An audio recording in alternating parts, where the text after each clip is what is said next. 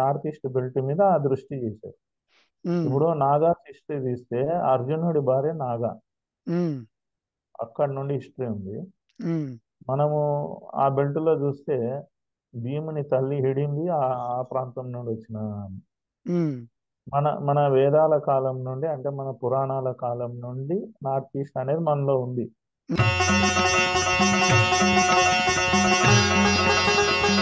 నాకున్న అబ్జర్వేషన్ ఆ, ఇక్కడ మనకు మయన్మార్ నుండి డ్రగ్స్ చాలా ఇంపోర్ట్ అవుతాయి. ఓ, ఆ ఓకే. రూట్ నుండే వస్తాయి. ఓకే, ఉమ్, మణిపూర్ రూట్ లోనే వస్తాయి. ఉమ్, అయితే మన గవర్నమెంట్ దాని మీద, సెంట్రల్ గవర్నమెంట్ ఉక్కుపాదం పెట్టి దాన్ని అంతా బ్లాక్ చేసి, అది కొన్ని వేల కోట్ల మెటీరియల్. అవును, దాన్ని అమిత్ షా గారు చాలా సీరియస్ గా తీసుకొని కాల్ చేశారు మొత్తం. సెంట్రల్ అవును. గవర్నమెంట్ నార్కోటిక్స్ డిపార్ట్మెంట్ దాన్ని మొత్తం తగలబెట్టారు. తగలబెడితే దాంట్లో ఎవరెవరైతే పెట్టుబడి పెట్టి నష్టపోయారో వాళ్ళందరూ కలిసి ఒక ఆర్గనైజేషన్ లేపి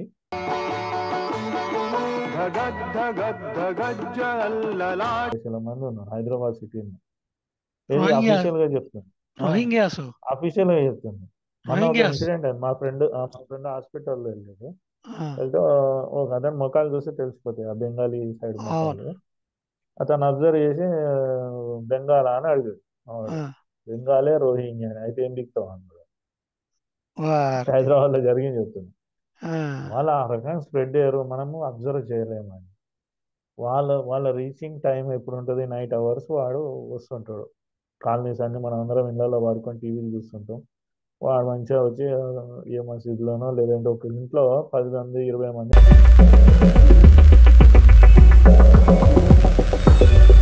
ఓం నమస్కారం అండి. నేను శాస్త్రీయ మునగాల. శాస్త్రీయ సనాతన సేనకు స్వాగతం, సుస్వాగతం. ఆ, నా ఛానల్ పూర్తిగా చూడండి. ఇందులో ఏమైనా ఉంటే కమెంట్స్ చేయండి, అట్లాగే సబ్స్క్రైబ్ చేయండి. నమస్కారం. ఇవాళ మళ్ళీ మన దగ్గరికి మిస్టర్ కాశీ లలిత్ గారు వచ్చారు. ఆ, సార్ నమస్కారం సార్. సార్ నమస్కారం సార్. సార్ నేను మీరు అంటే ఇటు ఆ, ఈస్ట్ వైపు, నార్త్ ఈస్ట్ అటువైపు ఎక్కువ తిరిగారు కాబట్టి దానికోసమని మేము చెప్పి ఆ, మీ వర్షన్ ఆఫ్ స్టోరీ విందామని చెప్పి ఆ, ఇది ఏర్పాటు చేశాను సార్. ఇదేంటంటే ఓకే ఇప్పుడు సార్. మణిపూర్లో జరుగుతున్న గొడవలు, జరిగిన గొడవలు, ఉమ్, ఇప్పుడు రీసెంట్గా రాహుల్ గాంధీ గారు కూడా వెళ్ళారు కాబట్టి ఉమ్. వీటన్నిటి నేపథ్యంలో అసలు మణిపూర్ గొడవ అనేది ఏమిటి, ఎందుకు వచ్చింది, అక్కడి నుంచి మొదలు పెడదాం సార్. Okay sir. నాకున్న ఇన్ఫర్మేషన్, అంటే నాకున్న అబ్జర్వేషన్ చెప్తాను. ఇన్ఫర్మేషన్ కాదు, నా అబ్జర్వేషన్. యా. నేను పర్టికులర్ నాగాల్యాండ్ తోటి నేను చాలా కనెక్టెడ్. అవును సార్. అవును. నాగాల్యాండ్, మణిపూర్, మేఘాలయ ఈ బెల్ట్ తిరిగాను అవును సార్. మైనింగ్ సంబంధంగా. అవును. ప్లస్ అక్కడ నాకు నా పాత పరిచయాలు కూడా, అస్సాం నుండి నాకున్న పాత పరిచయాలు, నా అవును. ఫ్రెండ్స్, నా సీనియర్స్, కాలేజ్ డేస్లో సీనియర్స్, వీళ్ళందరూ ఆ బెల్ట్ వాళ్ళు నాకు బాగా కనెక్ట్. ఉమ్, సుమారుగా 20 సంవత్సరాలుగా. అవును. అవును. అయితే మన నాకున్న పరిచయాల ద్వారా నాకు అక్కడ ఉన్న అబ్జర్వేషన్ నేను మీతో షేర్ చేస్తాను. Sure sir. తర్వాత లేటెస్ట్ వర్షన్స్ ఏంటి అనేది మనకు అర్థమవుతుంది. Sure sir. పర్టికులర్గా నాగాలాండ్, అంటే పర్టికులర్ నార్త్ ఈస్ట్ స్టేట్స్, ఉమ్, మనము మన హిందువులు ఫస్ట్ బ్లైండ్గా, అంటే మనం స్వాతంత్రం వచ్చిన ఆ టైంలో ఉమ్, మనం అంతా కళ్ళు మూసుకున్నారు మన పెద్దవాళ్ళు. అంటే ఆ, స్వాతంత్రం వచ్చిన ఆనందంలో కళ్ళు మూసుకుపోయాయి.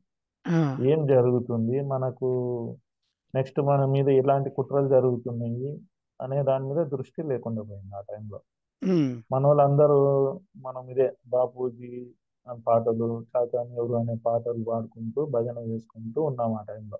ఆ, ఆ టైంలో నెహ్రూ గారు ఏం చేశారంటే నార్త్ ఈస్ట్లోకి, పర్టికులర్ నాగాలాండ్ స్టేట్, కొన్ని స్టేట్స్లోకి హిందువులు వెళ్ళకుండా, అంటే హిందూ గురువులు కానీ ఎవరు వెళ్ళకుండా అక్కడ చర్చ్ ఎస్టాబ్లిష్మెంట్కి ఆయన అగ్రిమెంట్ చేశారు. ఎందుకని సార్? అంటే హిందూస్ వెళ్ళకూడదు అక్కడ, క్రిస్టియానిటీని ప్రమోట్ చేసేదానికి ఆయన అగ్రిమెంట్ చేశారు. ఆ, ఆ ఆ రోజుల్లో ఆయన ఉమ్, అగ్రిమెంట్ చేసినందుకు అక్కడ హిందూ సాధువులు కానీ ఎవరు పోకూడదు అని అగ్రిమెంట్ ఉమ్, చేశారు ఆయన, నెహ్రూ. ఉమ్, ఆ టైంలో ఇక్కడ మన వాళ్ళంతా వాళ్ళ భజన సంఘాలు ఆ, చెప్తున్నట్టు, మన ఈవెన్ మంచి మంచి స్వాతంత్ర సమరయోధులు కూడా ఉమ్, పాటలు పాడేవాళ్ళు. ఏది చాచాజీని చేతిలో గులాబీ పువ్వు, బాపూజీని చిరునవ్వు, ఇలాంటి పాటలు రాసుకుంటూ భజనలు చేసుకుంటూ ఉన్నాం ఆ టైంలలో. ఆ, ఆ టైంలో మన దేశం యొక్క హద్దులు ఏం జరుగుతుంది, ఆ హద్దుల గురించి లేదా దేశం గురించి అనే ఆలోచన లేకుండా పోయింది మన ఉమ్, మన తల్లిదండ్రులకు, మన తాతల జనరేషన్. దాని ఇంపాక్ట్ ఇవాళ మనకు కనిపిస్తుంది. ఆ, ఇవాళ సఫర్మెంట్ ఏదైతే అవుతుందో, ఉమ్, ఇవాళ మనం లాస్ట్ వీడియోలో కూడా మాట్లాడుకున్నాం. అవును. ఎవరైతే ఒక విదేశీ సంతానమో ఉమ్, ఆ వ్యక్తి ఇవాళ మన హిందూ ధర్మాన్ని క్వశ్చన్ చేస్తున్నాడు. సేమ్ అవును. అదే రిపీట్. అలా ఆ, క్వశ్చన్ చేసే వాళ్ళకు మళ్ళీ భజన పరులు వాళ్ళ భజన చేసుకుంటూ పదవులు పొందుతున్నారు. అవును.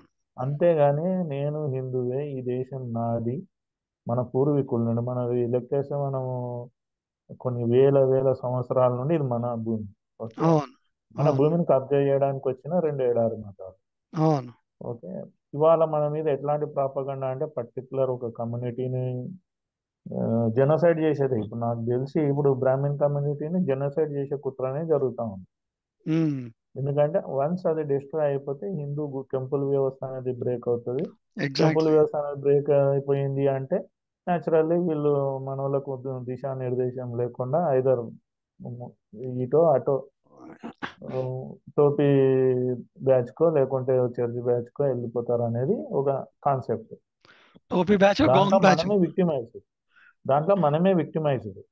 అదే అయినా మనమే సపోర్ట్ చేస్తుంటారు. మనోళ్ళే భజన చేస్తుంటారు, మనోళ్ళే వాళ్ళకి ప్రమోట్ చేస్తుంటారు, మనోళ్ళే వాళ్ళకి ఓట్లేసి గెలిపిస్తారు. Sir, in the name of secularism sir. ఈ సెక్యులర్ అనేది సిక్యులర్. సిక్యులర్ అన్నట్టు అంతే. అది సెక్యులర్ అనేది లేదు. సిక్యులర్ అంటే మన మెంటల్లీ వీక్ అయిన పీపుల్ సెక్యులర్ ఫీల్ అవుతారు.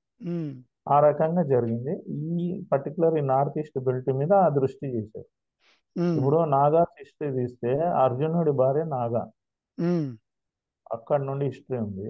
ఉమ్, మనము ఆ బెల్ట్ లో చూస్తే భీముని తల్లి హిడింబి ఆ ప్రాంతం నుండి వచ్చిన.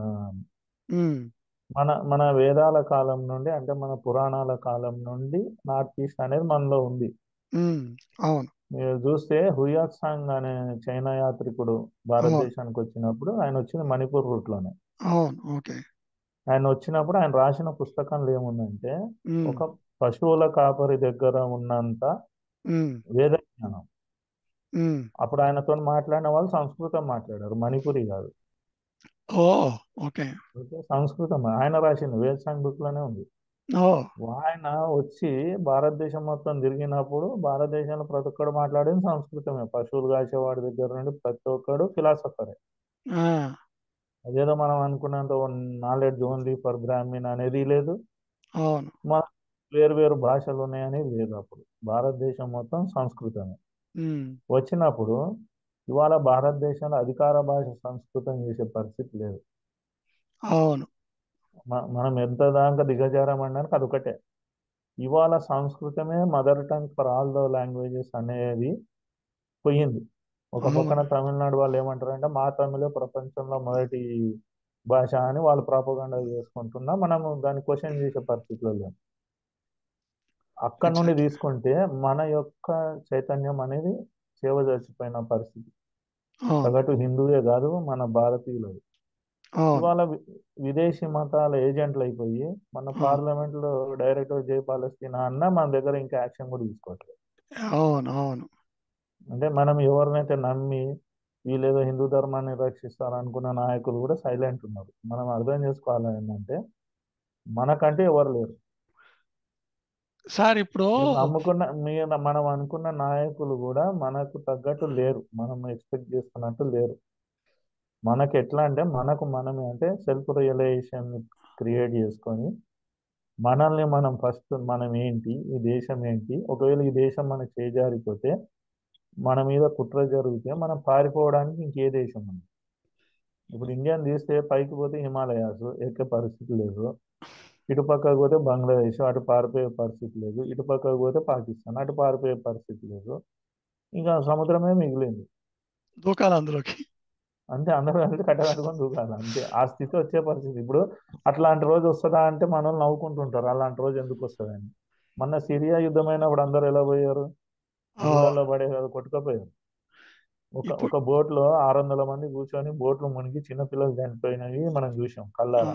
అవును. నిజంగా అలాంటి పారిపోయే పరిస్థితి వస్తుందా అని ఎవరికైనా అనుమానం ఉంటే సిరియా యుద్ధం జరిగినప్పుడు అదే కమ్యూనిటీకి చెందిన వాళ్ళ పరిస్థితి అంత ఘోరంగా ఉన్నప్పుడు వాళ్ళ పుస్తకంలో ఫలానా వాళ్ళని చంపేయాలి, నమ్మని వ్యక్తులను చంపేయాలి అని రాసుకున్న పుస్తకాలు చదువుకున్న వాళ్ళు ఇవాళ ఏమంటారు కఠినంగా, కఠోరంగా, కర్కశంగా వాళ్ళు తయారైతుంటే వాళ్ళ మసీదులలో వాళ్ళు చెప్పుకుంటుంటే మనం ఇంకా కళ్ళు మూసుకొని మనం ఇంకా ఏ సినిమా బాగుంది, ఏది బాగున్నాయి, నా కుటుంబానికి ఎన్ని డబ్బులు వచ్చినాయి, ఇంకెక్కడ స్కాములు ఉన్నాయి, ఎట్లా ఇంకా ఆస్తులు ఎట్లా పెంచుకోవాలా, ఇది తప్పేం లేదు. ఆఖరికి అవతల వాడు మీరు సంపాదించుకోండి అది రేపొద్దున మాకే చెందుతాయి అని అంటున్నా కూడా మన కళ్ళు తెరిచిపోతాయి. ఇప్పుడు నేను నిన్న చూసి ఒక వీడియో, ఒక మసీద్ ఇమాము ఉమ్, నిన్న డైరెక్ట్ స్టేట్మెంట్ ఇచ్చాడు. ఏమని? హిందూ ఆ స్త్రీలని మీరు ఎత్తుకొచ్చైనా సరే ముస్లింగా కన్వర్ట్ చేయండి అని అంటే ఆయన మీద చర్య లేదు. మన తెలుగు ఛానల్ ఒక్కటి చూపదు.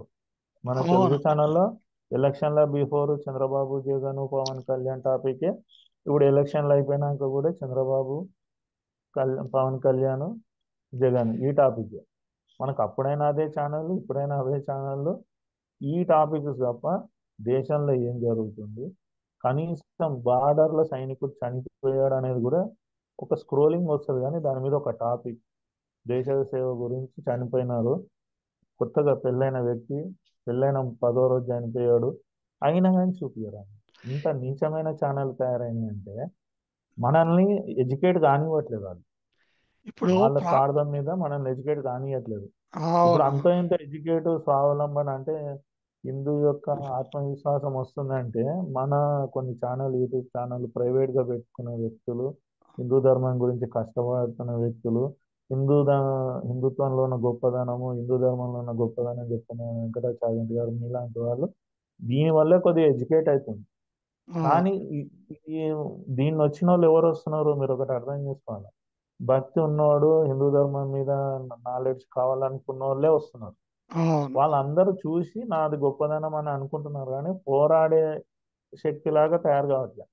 అంటే అవును రిటైర్ అయిన వ్యక్తులు లేకుంటే మిగతా వాళ్ళు చూసి నా హిందూ ధర్మం గొప్పదని అంతవరకే వస్తుంది కానీ ఒక యూత్లో అరే నేను కాపాడుకోవాలి నా వాళ్ళని. ఇప్పుడు ఆ ఆలోచన వచ్చింటే మన కలకత్తాలో జరిగింది కానీ, అవును మన కాశ్మీర్లో జరుగుతున్నది కానీ, బెంగాల్లో కానీ, మన కేరళలో జరుగుతున్నప్పుడు కానీ స్పందన వచ్చేది. మన దగ్గర ఇది లేదు. మేము ఎంగున్న టైంలో అంటే ఒక 20-25 సంవత్సరాలప్పుడు బాల్ ఠాక్రే గారు ఆ రోజు చెప్పి ఇప్పుడు చెప్తున్నాం, ఎక్కడైతే శివుని దర్శనానికి వెళ్ళేటప్పుడు దాడులు అవుతున్నాయో ఆయన ఇక్కడ చెప్పేవాడు, మీరు అక్కడ మా వాళ్ళ మీద దాడి చేస్తే హజ్ చేయలేదు ఇక్కడ నుండి మళ్ళీ జాగ్రత్త అంటే ఆయన ఉన్నంత కాలం ఎవరు చేయలేదు. ఉమ్, ఇవాళ అట్లా అనే నాయకుడు కనపడడం లేదు. అవును ఎందుకంటే మనం ప్రాంతీయ తత్వంతో ఉన్నాం. అక్కడ హిందువుకి అయింది అక్కడ అనుకుంటున్నాం, ఇక్కడ హిందువుకి అయింది ఇక్కడ అనుకుంటున్నాం కానీ మనోళ్ళకి అయ్యింది, మనోళ్ళని ఒకరిని చంపారు మనం దాని మీద ప్రతిస్పందించాలనేది మనలో రావట్లేదు. అట్లా అదే మీరు కూర్చోండి నెదర్లాండ్స్లో అయినానికి ఇక్కడ స్పందన, పాలస్తీనాలో అయినానికి ఇక్కడ స్పందన. స్పందన అదే అదే అది ఇంత మనము అంటే మనము నార్త్ ఈస్ట్ డైవర్షన్ ఎందుకు వచ్చింది అంటే ఉమ్, అది మన నుండి విడిపోయిన ప్రాంతం ఒక టైంలో. ఉమ్, నార్త్ ఈస్ట్ అనేది మనకు ఒకటి గుర్తులేదు, నార్త్ ఈస్ట్ వాడు కనిపిస్తే చైనా వాడు అనుకునే పరిస్థితి. ఎగ్జాక్ట్లీ వాళ్ళని ఇప్పటికీ మనం టీజ్ చేస్తుంటాం. ఇక్కడ మన బెంగళూరులో కూడా ఒక షాపింగ్ మాల్కి వెళ్తే చైనీస్ అని అంటే గొడవ అయింది కరోనా టైంలో, వాడు ఉమ్, రాని అని అన్నాడు. ఉమ్, ఇట్లాంటివి జరుగుతూ ఉంటాయి అన్నట్టు. అవును మనం అసలు వివేకానందుడు ఒక మాట గుర్తుపెట్టుకోవాలి సార్, దేశాన్ని నీ దేహంలా ప్రేమించు.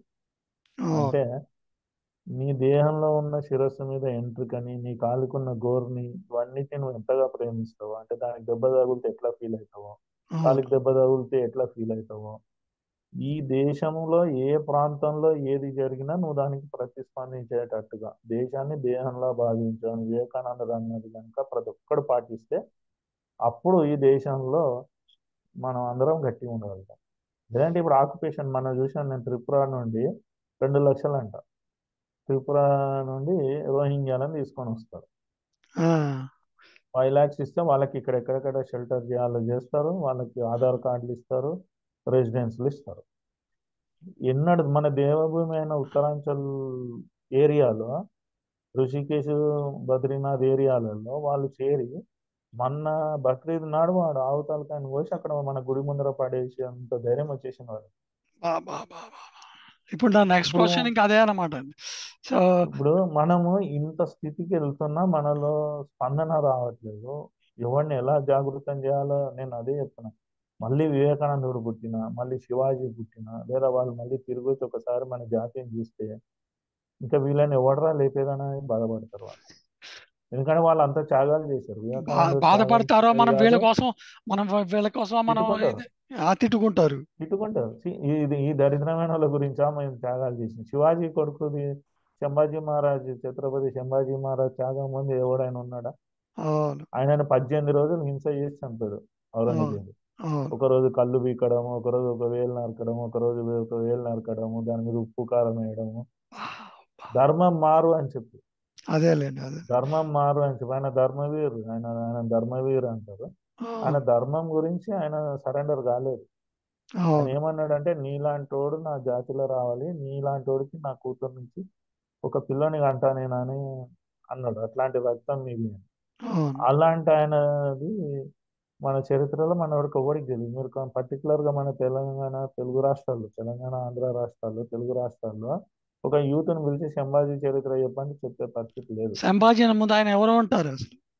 ఫస్ట్ నాకు ఒక ఆయన ఒక ఎమ్మెల్యే నాకు పరిచయం ఉండే. ఆ, శివాజీ మహారాజ్ ఫోటో నా ఫోన్లో స్క్రీన్ షాట్ చూసి ఆయన ఈ సిక్కులు ఆయన ఎవరు అన్నాడు. ఆ ఒక్కదానికి ఆయనతో ఫ్రెండ్షిప్ వదిలేసి ఆయన ఎమ్మెల్యే చంపాడు అనుకోండి ఇప్పుడు. ఆ, అలాంటి వాళ్ళు ఉన్నారు మన దగ్గర. మనకు శ్రీకృష్ణదేవరాయల మరణం గురించి మన వాళ్ళకి ఎవరికి తెలియదు. మనం ఏం చదువుతాం? కృష్ణదేవరాయలు మన పాండిత్యము, ఆయన పెద్ద అవును పండితుడు, ఆయన చేశాడు అది చూసాం కానీ ఆయనను ఎంత ఘోరంగా చంపారు అనేది మనం చెప్పుకోలేదు. ఆ, మనకు ఆయన గాడిద మీద ఊరేగించి తలకాయని తీసేసి ఆయనను కూడా సంభాజీ మహారాజ్ లాగానే చంపారు. అవునా. మనకు నాకు వాటి గురించి చెప్తున్నా. నాకు తెలియదు కృష్ణదేవరాయలు సార్. ఘోరమైన చావు, ఘోరమైన అవును చావు. మనం అది తెలియదు. తిరుపతికి వచ్చాడు దానాలు ఇచ్చాడు, గుంటూరుకి వచ్చాడు ఆ గుడికి వచ్చి కాకాని గుడికి వచ్చి దానాలు ఇచ్చాడు, ఎగ్జాక్ట్లీ ఇవి అంతే. అవే చెప్పుకుంటాం తెలుసు, తప్ప. అవే తెలుసు. కానీ ఆయన చావు ధర్మం గురించి, ఆయనకు మనోడే వెన్నుపోటు చేశాడు, ఉమ్, చేసిన తర్వాత బహుమని సుల్తాన్ ఏ రకంగా చంపాడు అనేది మన వాళ్ళకి ఎవరికి తెలియదు. తెలియదు. అవును. అసలు మనం మన చరిత్ర ఇప్పుడు గాంధీ అసోసియేషన్ జరిగినప్పుడు, గాంధీ హత్య జరిగినప్పుడు నాథురాం గాడ్సే బ్రాహ్మణ్ అని చెప్పి పూణేలో 45,000 బ్రాహ్మిన్స్ ని కాల్చేశారు. ఉమ్, అది ఎవరికి తెలియదు. ఆ, మరి అదే కాంగ్రెస్ పార్టీకి మన బ్రాహ్మిన్స్ ఊడిగం చేశారు. అబ్బో చాలా చాలా. అంటే అది మహారాష్ట్రలో బ్రాహ్మిన్స్ వచ్చారు కాబట్టి తెలుగు బ్రాహ్మణులకు మహారాష్ట్ర వాళ్ళు సంబంధం. సంబంధం లేదు. మహారాష్ట్ర వాళ్ళు ఆ రకంగా మనలో అంటే నాట్ ఓన్లీ బ్రాహ్మిన్స్, హిందువులను చంపారు కదా. మనము హిందువులను చంపారు, కాశ్మీర్లో హిందువులు చంపారు కదా అని చెప్పి మనం కాశ్మీర్ ఏమైనా హిందువులు సార్, ఎలిమినేట్ మీరు చేసాం. భలేవాళ్ళు సార్. అది అదే అదే చెప్పింది కాశ్మీర్ ఎక్కడెక్కడ హిందువులు సార్. ఇక అట్లా మన అనేది లేకపోవడము, మన మనల్ని అక్కడ దాకా యూనిటైజ్ చేసే నాయకుడు లేకపోవడం వల్ల సార్ ఇవాళ ఈ దరిద్రం వచ్చేసింది. సేమ్ మన అంటే ఎఫెక్ట్ నేను, మనకు నా భార్య, నా పిల్లలు సార్. అంతే అది. ఇంకా. ఆ, అంతే ఇంకా మన పక్కోడితో కూడా పని లేదు. ఆ రకంగా మనకు నార్త్ ఈస్ట్ మన నుండి వేరుపడేది సార్. ఆ, అయితే ఇప్పుడు జరుగుతున్న దాని కారణాలు చెప్తాను. నాకున్న అబ్జర్వేషన్ ఆ, ఇక్కడ మనకు మయన్మార్ నుండి డ్రగ్స్ చాలా ఇంపోర్ట్ అవుతాయి. ఓ ఆ ఓకే. రూట్ నుండే వస్తాయి. ఓకే, ఉమ్, మణిపూర్ రూట్ లోనే వస్తాయి. ఉమ్, అయితే మన గవర్నమెంట్ దాని మీద, సెంట్రల్ గవర్నమెంట్ ఉక్కుపాదం పెట్టి దాన్ని అంతా బ్లాక్ చేసి, అది కొన్ని వేల కోట్ల మెటీరియల్. అవును దాన్ని అమిత్ షా గారు చాలా సీరియస్ గా తీసుకొని కాల్ చేశారు మొత్తం. సెంట్రల్ అవును. గవర్నమెంట్ నార్కోటిక్స్ డిపార్ట్మెంట్ దాన్ని మొత్తం తగలబెట్టేశారు. తగలబెడితే దాంట్లో ఎవరెవరైతే పెట్టుబడులు పెట్టి నష్టపోయారో వాళ్ళందరూ కలిసి ఒక ఆర్గనైజేషన్ లేపి దానికి మన కాబోయే యువనేత ఎవరు కావాలని, ప్రధాని కావాలని కలలు అంటున్న ఒక నేత ఏం చేశాడంటే ఇంటర్నేషనల్ లో ఆయనకున్న జార్జ్ సోరోస్ కాంటాక్ట్స్ తీసుకొని ఉమ్, ఇక్కడ ఎలిగేషన్స్ కొన్ని స్టార్ట్ చేయాలని చెప్పి మన దేశంలో మన మంచిగా నడుస్తున్న ప్రభుత్వాన్ని డిస్టర్బ్ చేసుకోవడం, వాళ్ళకి ఓడించే దానికి మార్గాలు లేవు. అవును లేకుండా వాళ్ళు ఒక బ్యాక్ ఫండింగ్ తీసుకొని, ఇవన్నీ సెంట్రల్ గవర్నమెంట్ చెప్తున్న న్యూసే నేను చెప్తున్నా కూడా. అవును అవును. సెంట్రల్ గవర్నమెంట్ న్యూస్ ఏజెన్సీస్ వీటన్నిటి మీద మనకు ఆర్టికల్స్ వచ్చిన దాని మీద నేను చెప్తున్నా. అదే. వాళ్ళు ఇక్కడ చేస్తున్న కుట్రలను ఎదుర్కొంటున్నారు. ఇప్పుడు అవును మీరు తీసుకోండి, ఈయన రాహుల్ గాంధీ ఏమంటాడంటే మణిపూర్ మీద ప్రధాని మాట్లాడమని అని ఛాలెంజ్ చేస్తుంటాడు. ప్రధాని ఉమ్, ఎందుకు రాడు మణిపూర్కి అంటుంటాడు. అవును యాక్చువల్ క్రిమినల్స్ దాని మీద ఆయన ఎందుకు వస్తాడండి? అవును అవును వాళ్ళు అక్కడ మిషన్ గన్స్ పట్టుకొని హిందువులను చంపుకుంటూ మిగతా వాళ్ళని చంపుకుంటూ మాది ఇది అని నార్త్ ఈస్ట్ లో ఒక ఆర్గనైజేషన్స్ ఏం చేస్తాయంటే బీజేపీ కాంగ్రెస్ ఎలక్షన్ వచ్చినప్పుడు త్రిశూలానికి సిల్వకి యుద్ధం అని చెప్పి పెడతారు వాళ్ళు. ఆ, అనగానే అందరు క్రిస్టియన్స్ అందరూ ఏం చేస్తారు, సిల్వ గురించి వాడు బీజేపీ రూలింగ్ బాగుందని తెలుసు. నార్త్ ఈస్ట్ కి మోడీ కనీసం 6-7 టైమ్స్ ఇచ్చాడు మోడీ గారు. అవును అవును ఎంతో డెవలప్మెంట్ చేశాడు. నార్త్ ఈస్ట్ అంతకుముందు ఇగ్నోర్ చేస్తే ఆయన దాన్ని కనెక్ట్ చేశాడు. మంచి అవును మంచి బ్రిడ్జ్లు వేసి రోడ్లు వేసి గడ్కరీ గారు అయితే పర్టికులర్ అక్కడ రోడ్లు అన్ని చాలా వేసి చాలా డెవలప్మెంట్. అవును మన దురదృష్టం ఏంటంటే మన పబ్లిక్ ఎంత డెవలప్మెంట్ అయినా క్యాస్ట్ కమ్యూనిటీ ఒకటి ఇష్యూ రేజ్ చేస్తే చాలు డెవలప్మెంట్ మర్చిపోయి మళ్ళీ దాన్ని పట్టుకొని ఎలా ఆడతాం. అంతే అంతే అంతే. అంతే క్యాస్ట్ కమ్యూనిటీ రీజియన్ ఈ మూడు చాలు మనకి. మనం విడగొట్టాలంటే ఈ మూడిట్లో ఒక ఆయుధం చాలు. క్యాస్ట్ అన్న తీసుకురావచ్చు, రిలీజియన్ అన్న తీసుకురావచ్చు, రీజియన్ అన్న తీసుకొని వచ్చేస్తే అయిపోయింది.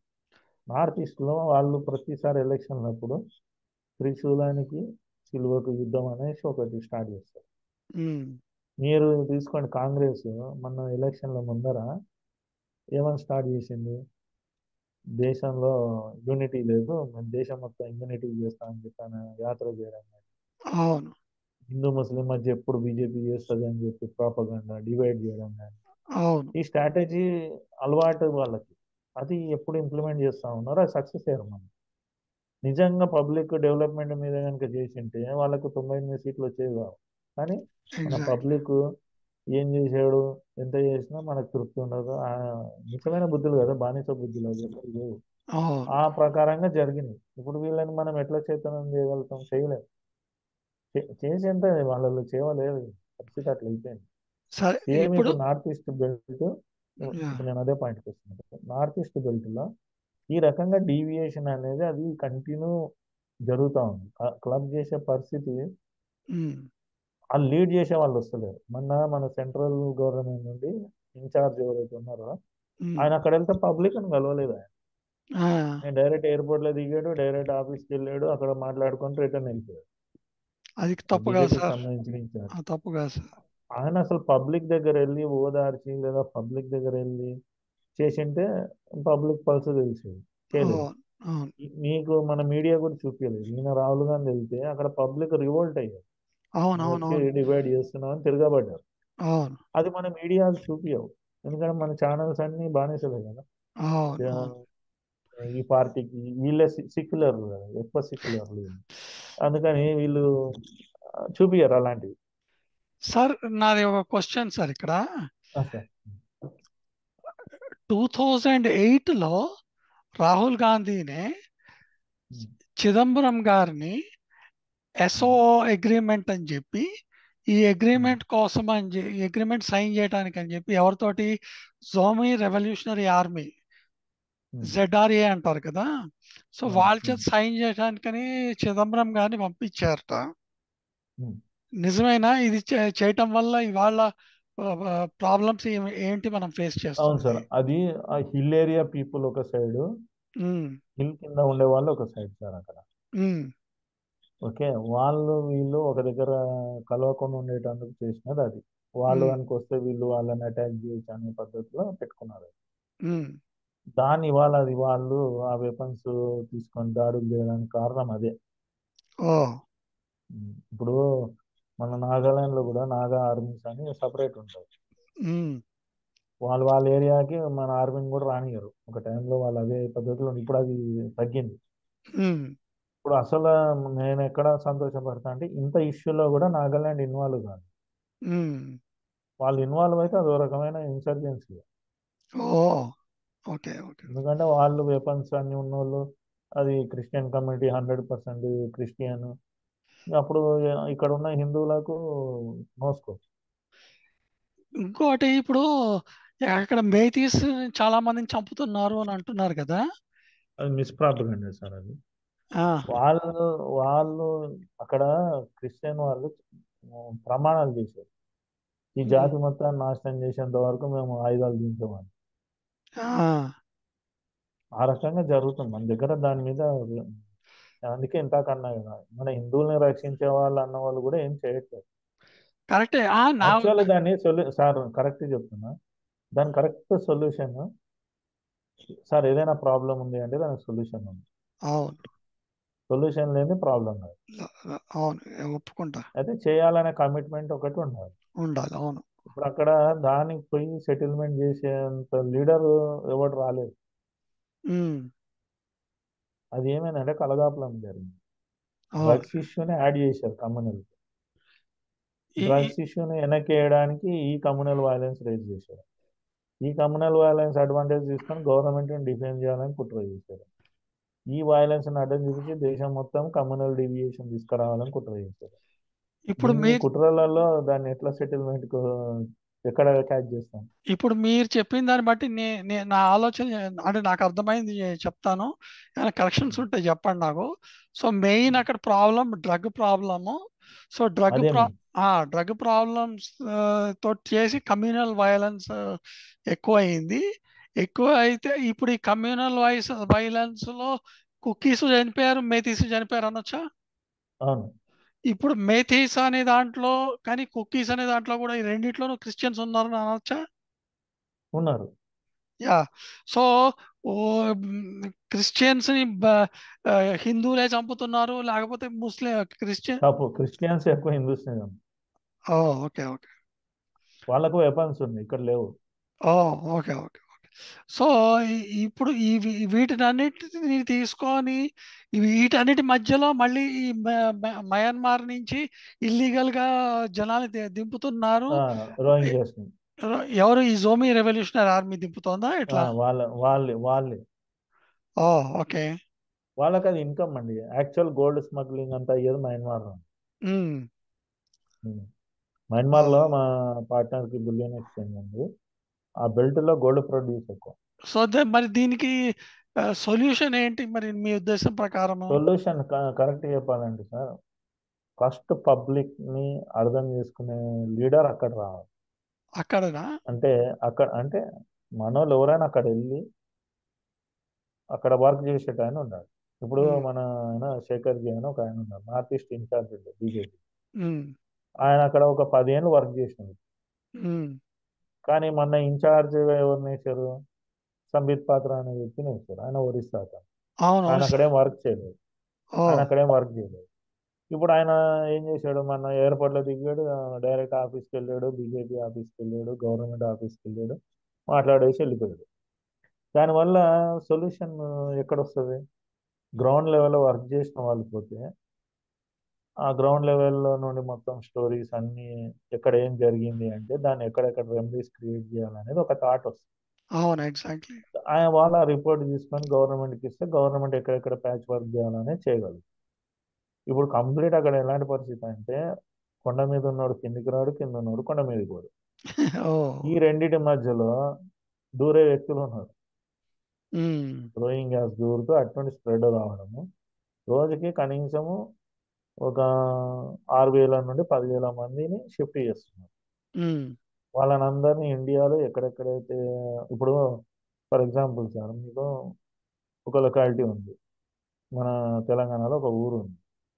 ఆ ఊరిలో మసీదు కట్టి ఉంది, కానీ అక్కడ ముస్లిం లేరు, కానీ మసీదు కట్టి ఉంది ఆల్రెడీ, ఇదివరకే కట్టించారు.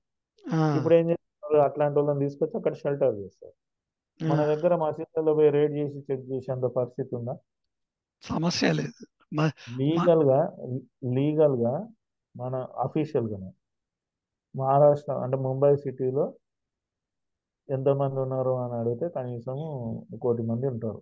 అయ్యో బాబోయ్. హైదరాబాద్లో ఒక 70 లక్షల మంది ఉన్నారు హైదరాబాద్ సిటీని. ఏది రోహింగ్యా అఫీషియల్గా చెప్తుంది. రోహింగ్యాస్ అఫీషియల్గా చెప్తుంది. మొన్న ఒక రోహింగ్యాస్ ఇన్సిడెంట్ అయింది. మా ఫ్రెండ్ హాస్పిటల్లో వెళ్ళాడు. ఆ, వెళ్తే ఒక అతను మొఖాలు చూస్తే తెలిసిపోతాయి, ఆ బెంగాలీ సైడ్ అవును. మొఖాలు. అతను అబ్జర్వ్ చేసి బెంగాలా అని అడిగాడు. ఆ, వాడు బెంగాలే రోహింగ్యా అని. అయితే ఏం దిక్తావు అన్నాడు. వారికి. హైదరాబాద్లో జరిగింది చెప్తుంది.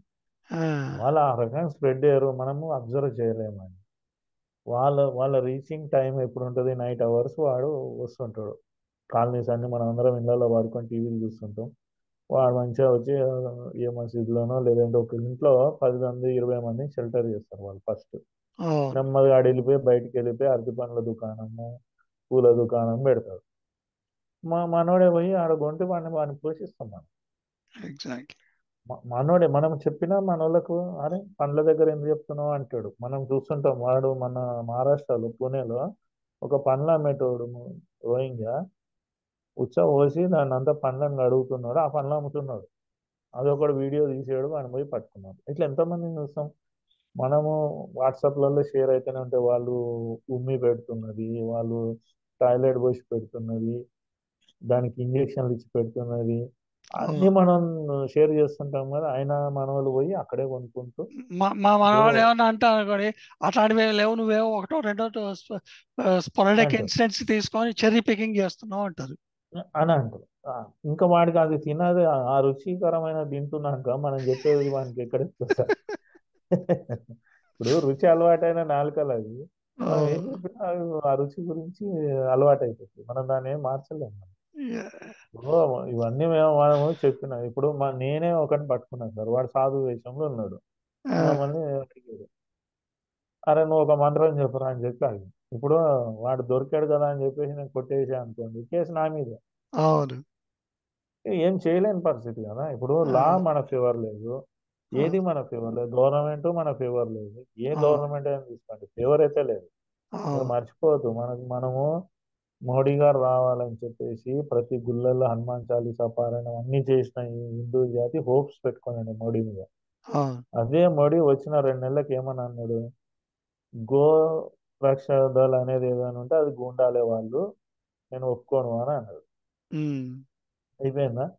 అవును. గోలను రక్షించడానికి మనం చూసాం కదా, 2 అమ్మాయిలు ఓల్డ్ అవును. సిటీలో అవునవును. అడ్డం పడి ప్రాణాలు పోయినా సరే మేము గోల్ని రక్షిస్తాం అనేటోళ్ళు గుండాలు లాగా కనిపిస్తారు వాళ్ళకి.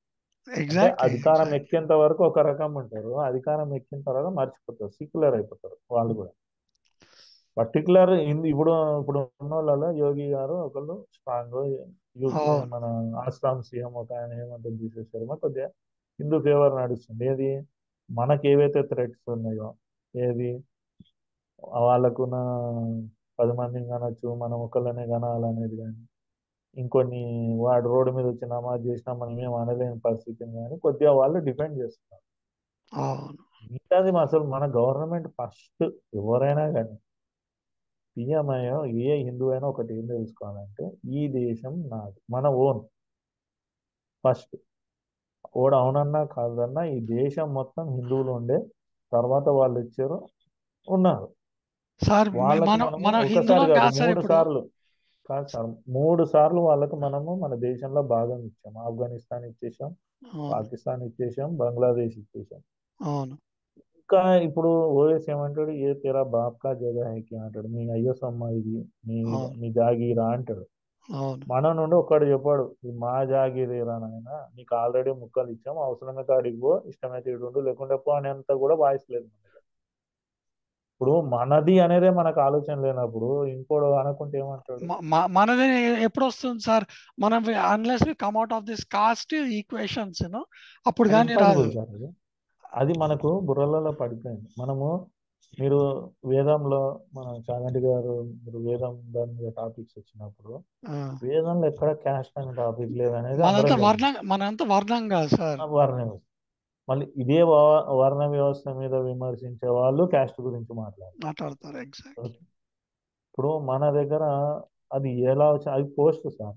ఇప్పటికి కూడా చూడండి, government officials class 1 officer, class 2, class 3, class 4 officer, అవును. అంతే. వర్ణ వ్యవస్థ అదే ఎగ్జాంపుల్. అవును. 4 వర్ణాలు అనేది ఏదైతే పెట్టిందో ఇంకా ఎగ్జాక్ట్లీ. అదే ఆఫీసర్. అవును. ఇప్పుడు మనకు హైలీ ఎడ్యుకేటెడ్ కి క్యాప్ ఇస్తారు, అవును. కన్వకేషన్ అయినప్పుడు క్యాప్ పెట్టుకుంటారు. అవును. ఓకే. శిరస్ బ్రాహ్మణ్ అన్నారు. అవును. ఓకే. ఇవాళ పోలీస్ని, క్షత్రియ అనే పోలీస్ని బ్యాచ్ ఎక్కడ చూస్తాము, స్టార్స్ అన్ని భుజాల మీదే చూస్తాం, అక్కడే తెలుస్తాం. అవును. పాతకాలంలో వైశ్య కమ్యూనిటీ బిజినెస్ పీపుల్ని వాళ్ళ నడుము కట్టుకున్న గుడ్డ ద్వారా చూసేవాళ్ళు. అంటే బ్యాగ్స్ని బట్టి గ్రేడ్స్ ఉంటాయి. అవును. అంటే తోలు పర్సన్ అంటే ఒక కైండ్ ఆఫ్ క్లాత్ని బట్టి వాళ్ళ యొక్క నేచర్ ఆఫ్ బిజినెస్ అనేది వాళ్ళ వర్తకాలు అనేది తెలిసేది. ఆ, పాదాలు చూసి చెప్పురా అన్నాడు శ్రామికుడు. అవును. పాదాలకే దండం పెట్టమన్నారు. గొప్పోడు వీడని. మనం ఇప్పుడు వెంకటేశ్వర దగ్గరికి వెళ్తాం సార్, మనం ఫస్ట్ చూసేది పాదాలే కదా సార్ మరి. పాదం ఎక్కడైనా సరే పాదాల నుండి వచ్చిన అంత గొప్పదాన్ని వక్రీకరణ ఎట్లా జరిగింది చూడండి. అవును. నేను ఒక దాంట్లో ఆర్టికల్ చదివా. ఇది ఉమ్, రాసి మన మనుధర్మ శాస్త్రాన్ని విమర్శించిన అంబేద్కర్ సంస్కృతం చదవలేదు, సంస్కృతం రాదని. అవును. అది పట్టుకొని ఏలాడుకొని ఒకరినోడు తిట్టుకుంటూ ఉంటే ఇంకేమంటాం? యా, ఇప్పుడు ఏ- మీరు ఎంతో మందికి మీరు సమాధానాలు చెప్పారు. విమర్శిస్తూ హనీ జాన్సన్ ఏవో పేర్లు ఉన్నాయి కదా, ముత్తయ్య, హనీ. వీళ్ళందరికీ మీరు సమాధానాలు చెప్పారు. మీరు వెంకటాచార్య గారు మంచి సమాధానాలు చెప్పారు. అవును. మీరు ఇచ్చిన సమాధానాలు పట్టుకొని చర్చలు చేసి ఎవడైనా మాట్లాడేది ఎక్కడైనా చూసారా? ఆ? కనీసం ఇస్తున్న బ్యాకప్ తీసుకొని ఈ బ్యాకప్ ద్వారా మనం వాళ్ళ నోర్లు ముయించవచ్చు మేము అనేది చెప్పాము ఎవరైనా కూడా అనమాట. మేము మీకు కావాలంటే దానికి కావాల్సిన ఆ, దాంటి సంస్కృతం ఆ, నుంచి కానీ టెక్నికల్గా ఏ ఏ రకమైన హెల్ప్ కావాలన్నా మేము ఇస్తారా బాబు, బ్యాక్గ్రౌండ్లో నుంచి మీరు ముందుకు పోండి అని చెప్పి. అది రాదు సార్ మనకి. ఇప్పుడు మన బెంగళూరులో ఉన్నప్పుడు చూసా ఒక పార్కులో ఆ, ఎవ్రీ వీక్ సంస్కృతే మాట్లాడాలని పెట్టుకున్నారు ఆ, పార్క్ సభ్యులు. అవును. వాళ్ళు అక్కడ కూర్చొని సంస్కృతం మాట్లాడుతుంటారు, దాని మీద చర్చలు చేస్తుంటారు. మనం మాట్లాడుతుండగా సంస్కృతం మాట్లాడగలుగుతామని కాన్సెప్ట్ తెచ్చుకున్నారు ఒక పార్క్ వాళ్ళు. అవును. మనం ఇది మన తెలుగు రాష్ట్రాల్లో చేద్దామని పెడితే మీరు పార్కులలో చర్చ ఏం చేస్తారు తెలుసా? జగన్, చంద్రబాబు, పవన్ కళ్యాణ్, అవును. లేకపోతే రోజా. సినిమాలు, అంతే. సినిమా రోజా, ఇది తప్ప ఆ, ఈ జాతికి, తెలుగు జాతికి నేను ఇది సాధించాలి, నాది ఇంత పోయింది, మా పూర్వీకులు ఇంకా పర్టికులర్ మా తెలంగాణకైతే పర్టికులర్ రజాకర్లో పెట్టిన బాధలు అనేదన్నా గుర్తు తెచ్చుకోవాలి. ఆ రజాకర్ మూమెంట్లో పడ్డ బాధలన్నా గుర్తు తెచ్చుకోవాలి. ఓకే, దానివల్ల ఎన్ని బాధలు పడ్డాము, మళ్ళీ అలాంటి రోజులు వచ్చే పరిస్థితులు ఉన్నాయి. ఎందుకంటే రజాకర్లని గొప్పోళ్ళు అన్నాడు అక్బరుద్దీన్. అవును. అవును. ఓకే, మేము నిజాం వారసత్వాన్ని పొందిస్తామని అన్నాడు కేసీఆర్ సార్. అవును. అయినా మన తెలుగు జాతి వాళ్ళని ఎన్నుకుంటూ వాళ్ళనే లీడర్ల కింద చూస్తూ వాళ్ళకే భజనలు చేసుకుంటూ ఆయనని పోయి జాతిపిత అనే పరిస్థితికి వచ్చేసారు. అవును. ఓకే, తెలంగాణ జాతిపిత అని. ఇంక వీడు ఎప్పుడు కళ్ళు తెరుస్తాడు? వాళ్ళ ఎంట భజన చేస్తూ వాళ్ళు చేశారు కొన్ని, దాన్ని అప్రిషియేట్ చేయి. కానీ నువ్వు భజన చేసి నీ వ్యక్తిత్వాన్ని పోగొట్టుకో, నీ భజన చేసి నీ ఐడెంటిటీని పోగొట్టుకో. నువ్వు భజన చేసి నీ అస్తిత్వాన్ని పోగొట్టుకుంటే రేపు పొద్దున నువ్వు ఉంటావు పోతావు, కానీ నీ తరం ఏమవుతుంది? ఇప్పుడు మనోళ్ళు ఇవాళకి మనం హిందువుగా ఉన్నామంటే ఒక 800 సంవత్సరాలు మనోళ్ళు పడ్డ బాధలు గుర్తు తెచ్చుకోండి. ఎగ్జాక్ట్లీ. జిజియా ఎగ్జాక్ట్లీ. పన్నుండే జిజియా పన్నుండే ఎటువంటి పన్నులు మనోళ్ళు ఫేస్ చేస్తూ ఎలాంటి పరిస్థితులలో వాళ్ళు హిందువుగా బతుకున్నారు. ఎంతమంది చనిపోయారు సార్? అవును. ఇప్పుడు మన పృథ్వీరాజ్ చౌహాన్ ఇష్యూలో 30,000 మంది ఆడవాళ్ళు ఒకటేసారి అగ్నిలో దూకి చనిపోయారంటే చిన్న విషయమా? జోహర్. ఆ, అలాంటివన్నీ మనోళ్ళు ఉన్నారుగా ఆ టైంలో, మన తాతలు ముత్తాతలు ఉన్నారుగా. వాళ్ళు అవన్నీ బాధలు అనుభవించే కదా మనల్ని ఇంకా హిందువుగా ఉంచారు. అట్లాంటి వాళ్ళే మళ్ళీ తీసుకెళ్ళి కాంగ్రెస్కి ఇచ్చారు. ఒకేలా ఇది. అదే అంటే మనము మన పూర్వీకులు ఏం చేశారు, మనోళ్ళు ఎన్ని బాధలు పడ్డా మతం మారలేదు, మనకి షార్ట్ మా టర్మ్ మెమరీ ధర్మాన్ని లాస్ ఉంది వదలలేదు. సార్. ఆ, మనకి షార్ట్ టర్మ్ మనం మెమరీ లాస్. ఇంకా మనల్ని ఇంకా ఈ స్థాయిలో మనల్ని హిందువుగా ఉంచారు. మన హిందువు ఇన్ని వేల సంవత్సరాల చరిత్ర, మనం ఒక 2000 సంవత్సరాల చరిత్ర ఉన్నోడో 1500 సంవత్సరాల చరిత్ర ఉన్నోడో మనల్ని వాళ్ళ ఛాలెంజ్ చేస్తుంటే మనం ఇంత చేతగానిలాగా ఎందుకున్నాం? ఒక చిన్న క్వశ్చన్ వేయడానికి కూడా మన వాళ్ళు ఎందుకు సార్? నాకు ఆర్గ్యుమెంట్ ఒక అరబ్బీ తోటి అయ్యింది ఒక రోజు, ఒక అరబ్బీ సార్ పర్సన్ తోటి. సార్ అన్న సార్ సార్ రెండు క్వశ్చన్లు ఇస్తా. సార్ నా దాంట్లో టైం అయిపోతుంది ఇంకా. ఓకే ఓకే ఆ, సరే మనము మళ్ళీ ఇంకోసారి మళ్ళీ ఓకే దీనికి సార్ కంటిన్యూ ఓకే చేద్దాం సార్ సార్. ఓకే మళ్ళీ. Sir okay yeah. Okay okay sir. ఇది ఓకే 40 మినిట్స్ ఓకే అనమాట, అందుకని అయిపోయింది 40 ఓకే మినిట్స్. ఓకే సరే sir okay. Okay next okay sir. పెడతాను. Thank okay you sir. Thank ఓ. యూ.